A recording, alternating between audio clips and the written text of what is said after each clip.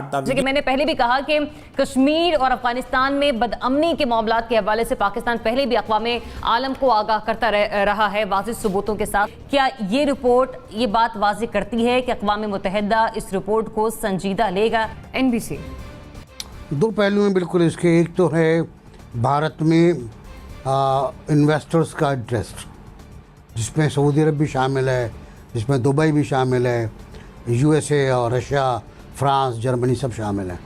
और दूसरा है भारत को हार्डवेयर भेजना, जंगी हार्डवेयर, तैयारे हैं, तोपें हैं, रॉकेट्स हैं, इसराइल तक भेज रहा है उसको, वो है। तीसरा है भारत का अपना एक जो आयरा है पूरा, एक जो उसका वज़न है आलमी बिरादरी में, वो बहुत ताकतवर। मतलब हमें तस्लीम करना चाहिए इस बात को कि हम उसके पासंग भी नहीं हैं, उसके करीब भी हम नहीं फटकते।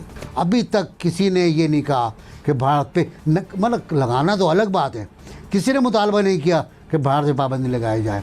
हमारी नालायकी, हमारी सिफारतकारी की नालायकी, हमारे दफ्तर खारजा की नालायकी, और हमारा आराम से अपने अपने कमरों में बैठकर टेलीफोन पर बातें करना, हर हफ्ते किसी को फ़ोन कर देना, और भाई कैसे हो, ठीक हो, बच्चे ठीक हैं, और फिर उसका बयान जारी होना सिर्फ हमारी तरफ से, उनकी तरफ से नहीं कि हमने फ़ोन पे बात की। ये मसले का हल नहीं है। आपको एक्टिव होना पड़ेगा, भले इंडिया का कितना ही बड़ा ताकत हो, आप अगर जाके उसमें शिगाफ लगाएं उसके किले में, तो कभी ना कभी तो सुराख हो जाएगा। हम वो भी नहीं कर रहे। चाहिए नजरों में सब इंडिविजुअल परफॉर्मेंस, हमारी अपनी परफॉर्मेंस मामलात को किसी न किसी नहज पे पहुंचा सकती है, दूसरों से तवक्को नहीं रखनी चाहिए। जनरल साहब ने भी यही कहा, NBC ने भी यही फरमाया।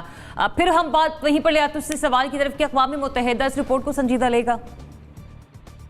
जी देखिए, अक़वाम मुत्तहिदा बिल्कुल नहीं लेगा, क्योंकि अभी तक उन्होंने कौन सी इस तरह की चीज को संजीदा लिया। जो कुछ हो रहा है मकबूजा कश्मीर में पिछले साल सवा साल से, उसके ऊपर क्या कार्रवाई, कुछ भी नहीं हुआ। मतलब वो जो भी हमने थोड़ी बहुत कोशिश की है, तकरीर हो गई है, एक इजलास हो गया है। देखिए, जब हम अक़वाम मुत्तहिदा का जिक्र करते हैं तो उसमें बुनियादी तौर पे 5 जो बड़ी पावर्स हैं, वो ही सभी उसकी जो फैसला साज क़ुव्वतें हैं उसके अंदर, जिनमें के बरतानिया, फ्रांस, रूस, अमेरिका और चीन शामिल हैं। उनमें चीन के अलावा बाकी सारे जो हैं उनका एक टिल्ट है हिंदुस्तान की तरफ, और उसकी वजह जो है वो हिंदुस्तान की मार्केट है, उसकी मंडी है, वहाँ पे जो सरमायाकारी के मौक़े हैं और उसकी मईशत है। तो इस वजह से ये एक बहुत जो है लंबा चौड़ा एक स्ट्रगल होगी हमारे लिए कि हम किस तरह से ये वाली जो मामलात हैं इसके ऊपर अपना मौक़िफ़ को सही तरह बयान कर पाएं।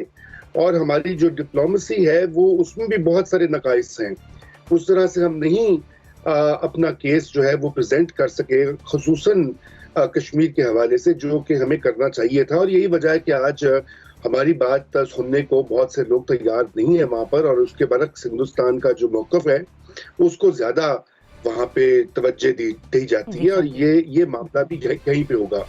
और मैं ये समझता हूँ कि देखिए, कहीं भी आलमी सतह के ऊपर अपना मौक़िफ़ मनवाने के लिए या पेश करने के लिए जो है हमें यकीनन खुद भी सबसे ज़्यादा एफर्ट करनी होगी, और अपनी जो माशी सूरत हाल है वो जब तक मजबूत नहीं होगी, हम जब तक कर्जों पे डिपेंडेंट रहेंगे एक मुल्क से दूसरे मुल्क से, IMF से, तो उस वक्त तक लोग जो है वो क्यों बात सुनेंगे। वो तो समझेंगे तो बड़ा आसान है इनको इनकी आर्म ट्विस्टिंग करना।